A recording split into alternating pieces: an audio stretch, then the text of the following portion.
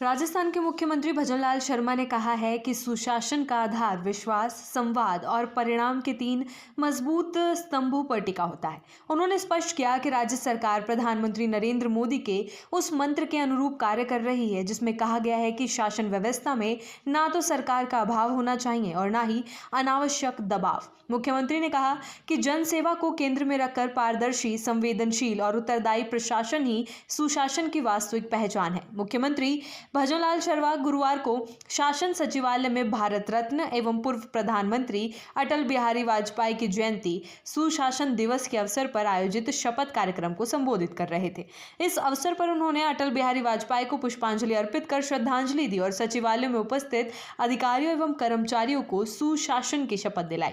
कार्यक्रम के दौरान सुशासन के मूल्यों को आत्मसात करने और प्रशासनिक कार्यों में उन्हें लागू करने का आह्वान किया गया। मुख्यमंत्री ने कहा कि अटल बिहारी वाजपेयी का संपूर्ण जीवन और उनका दर्शन ये सिखाता है कि शासन और प्रशासन का सर्वोच्च लक्ष्य जनसेवा होना चाहिए। उन्होंने कहा कि सुशासन दिवस का आयोजन राज्य के पारदर्शी, जवाबदेह और नागरिक केंद्रित प्रशासन के संकल्प का प्रतीक है।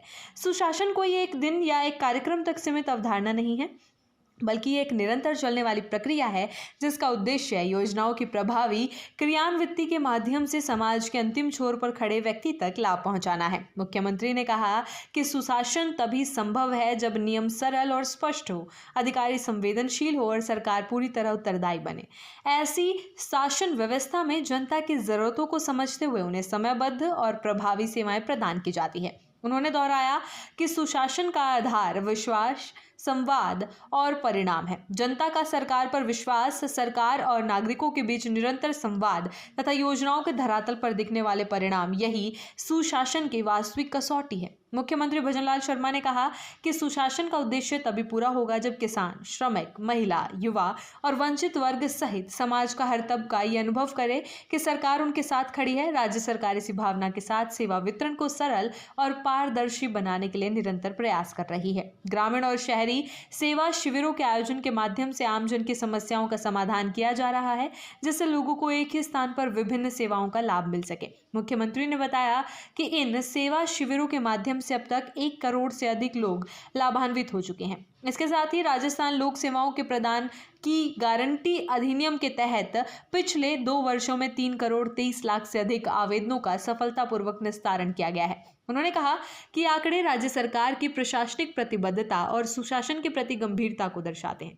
मुख्यमंत्री ने अधिकारियों और कर्मचारियों से आह्वान किया कि वे तकनीक और संवेदनशीलता के माध्यम से राजस्थान को सुशासन के क्षेत्र में देश का अग्रणी राज्य बनाएं। उन्होंने कहा कि ऐसा राजस्थान तैयार किया जाए जहां विकास सर्वस्पर्शी हो और कोई भी वर्ग या क्षेत्र पीछे ना छूटे। प्रशासनिक तंत्र की भूमिका केवल फाइलों के निस्तारण तक सीमित नहीं है, बल्कि उसका उद्देश्य आमजन के जीवन में सकारात्मक बदलाव लाना है। मुख्यमंत्री ने शासन सचिवालय की भूमिका पर प्रकाश डालते हुए कहा कि केवल चूना पत्थर से बनी एक इमारत नहीं है, बल्कि करोड़ों राजस्थानियों की आशा और विश्वास का केंद्र है। यहाँ कार्यरत प्रत्येक अधिकारी और कर्मचारी का एक दायित्व है कि आमजन को त्वरित, पारदर्शी और बेहतर समाधान मिले।